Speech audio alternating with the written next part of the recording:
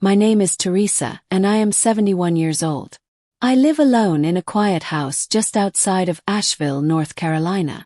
My children are grown, my husband passed 8 years ago, and my life these days is filled with long mornings on the porch, lukewarm tea, and the hum of a radio that mostly plays memories.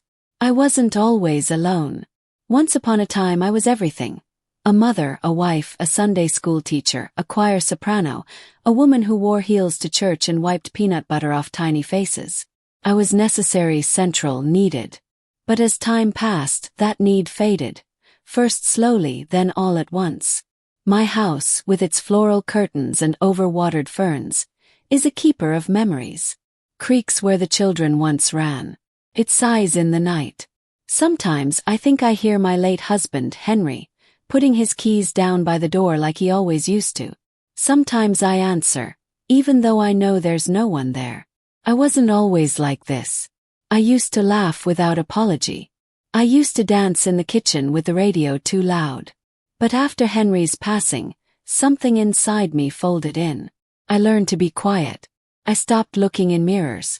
It was a Thursday like any other. The kind of day that doesn't know it's about to matter. I had just returned from the market. I remember placing a loaf of bread on the counter when the phone rang. Hello. Long pause. Then a voice I hadn't heard in nearly 50 years.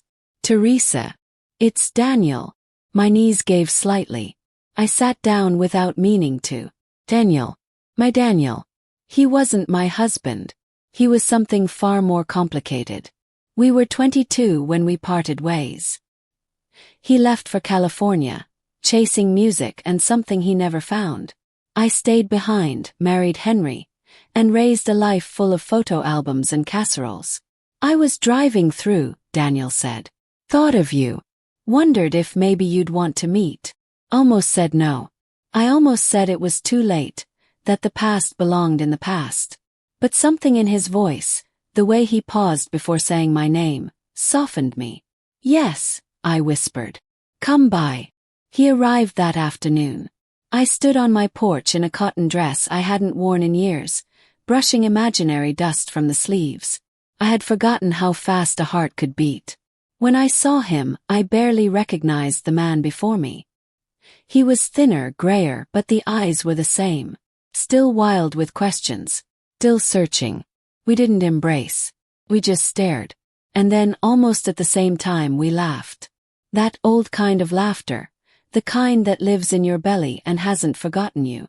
I always wondered about you, he said as we sat beneath the maple tree in my yard. I always pretended I didn't, I replied. We talked for hours. About what had happened and what hadn't.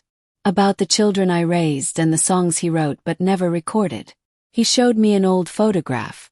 It was the two of us at Lake Junaluska, laughing, barefoot, sunburned and impossibly young. I kept this, he said, even when I lost everything else. The sun dipped low. The crickets started. I felt 17 again, and 71 all at once. When he finally stood to leave, he took my hand. His was still rough and warm. I should have stayed, he whispered. I should have asked you to, I replied. We didn't kiss. We didn't make promises. But in that brief goodbye, something inside me stirred again. That night I didn't turn on the radio. I didn't read my book. I just sat in the stillness, letting it all wash over me. Daniel didn't come back the next day. He didn't need to. The ache that had lived inside me for years wasn't gone, but it had shifted, like furniture moved just slightly, making space for something new. I started walking each morning again. I picked up my paintbrushes, untouched since Henry's passing. I painted the maple tree. Painted the lake. I painted the girl I used to be. Loneliness didn't leave me, but it became quieter, less cruel. 'Cause someone had remembered me. And I had remembered myself.